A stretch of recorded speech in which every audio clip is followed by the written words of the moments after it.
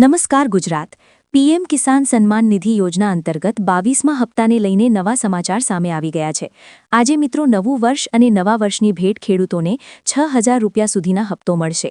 તમારા બેંક એકાઉન્ટની અંદર તમે ચેક કરી લેજો તમારા ખાતાની અંદર પૈસા જમા થયા છે કે નહીં, કારણ કે સરકાર તરફથી હવે 2000 રૂપિયાનો હપ્તો છે એ ખેડૂતોના બેંક ખાતાની અંદર ટ્રાન્સફર કરવામાં આવી ગયો છે।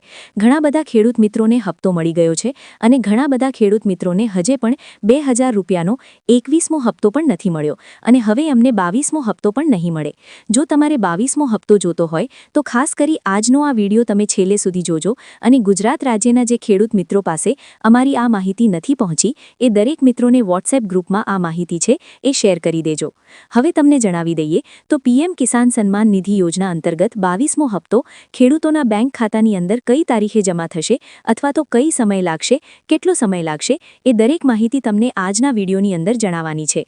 ખાસ કરીને 6000 રૂપિયા સુધીનો હપ્તો તમારા બેંક ખાતાની અંદર જમા થાય એ માટેની માહિતી આજે આપણે જાણવાની છે, જેમાં નવું વર્ષ એટલે કે 2026ની સાલની અંદર ખેડૂતોને ટોટલ 6000 રૂપિયાની જગ્યાએ 12નો હપ્તો મળશે કે નહીં એ પણ તમને ખાસ જણાવવાનું છે। પીએમ કિસાન સન્માન નિધિ યોજના અંતર્ગત ઘણા બધા ખેડૂત મિત્રોએ ફાર્મર રજિસ્ટ્રેશન કરાવ્યું છે। ઘણા બધાનું ફાર્મર રજિસ્ટ્રેશન બંધ થઈ ગયું છે, એટલે કે ફાર્મર રજિસ્ટ્રેશન કરાવતી વખતે સાઇટ નહોતી ચાલતી। આ દરેક પરિબળો છે એ અને ઘણા બધા કારણો હોવાના કારણે ઘણા બધા લોકો છે પોતાનું સસ્તા અનાજનો પીએમ કિસાન સન્માન નિધિ યોજના અંતર્ગતનો લાભ અને રેશન કાર્ડ અંતર્ગત સસ્તું અનાજ છે એ મેળવી શકતા નથી।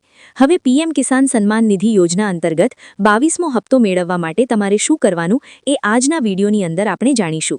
ખાસ કરીને વિડિયોને તમે છેલ્લે સુધી જોતા રહેજો, જેથી કરી આવી દરેક અપડેટ અને દરેક માહિતી તમને સમયસર અને રોજ મળતી રહે। મિત્રો, આ તમારે દરેક માહિતી જાણવી હોય તો એના માટે તમારે સૌપ્રથમ ગૂગલમાં સર્ચ કરવાનું છે પીએમ કિસાન।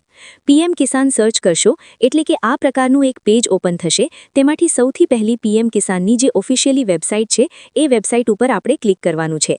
ત્યારબાદ આ રીતનું જો મેસેજ આવે તો go to pmkisan.gov.in ની વેબસાઇટ ઉપર ક્લિક કરવાનું છે।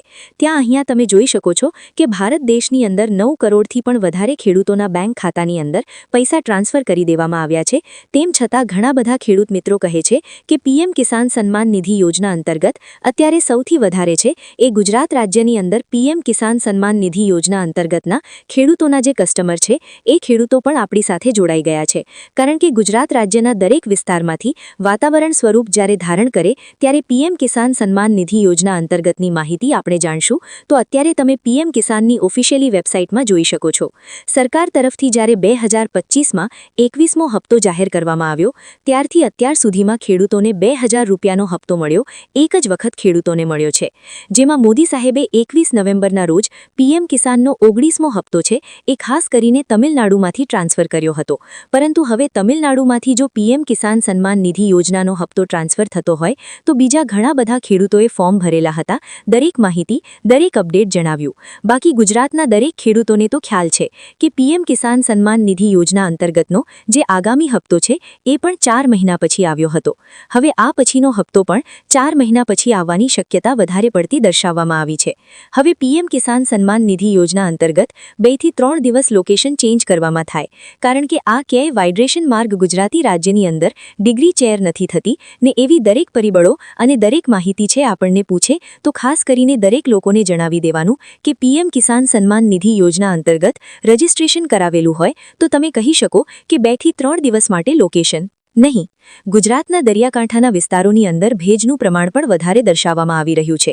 વાતાવરણ સ્વરૂપે પણ આ માહિતી છે આપણે ગુજરાતના દરિયાકાંઠાના વિસ્તારોની અંદર જોઈ રહ્યા છીએ, કારણ કે અત્યારે બેનિફિશિયરી લિસ્ટ, નવું ફાર્મર રજિસ્ટ્રેશન, જે ખેડૂતોએ નવું રજિસ્ટ્રેશન કરાવવું હોય એમના માટે પણ આ પોર્ટલ ખુલ્લું મૂકવામાં આવ્યું છે। હવે નવા રજિસ્ટ્રેશન કરાવવા માટે તમારે નવું ન્યૂ ફાર્મર રજિસ્ટ્રેશન ઉપર ક્લિક કરવાનું છે। ત્યાર પછી અહીંયા તમામ ડિટેલો દાખલ કરવાની રહેશે। જો આધાર કાર્ડ નંબરથી એક વખત લોગિન કર્યું હોય તો લોગિન કરાઈ શકાય, અથવા તો પોતાનો પાસવર્ડ યાદ ન હોય તો આ પાસવર્ડ ગુજરાત રાજ્યની અંદર જ્યારે પણ સરકાર તરફથી ભેટ આપવામાં આવે તો એ ભેટનો સીધો લાભ દરેક લોકો સુધી પહોંચે એ માટે ગણતરી કરવામાં આવતી હોય છે।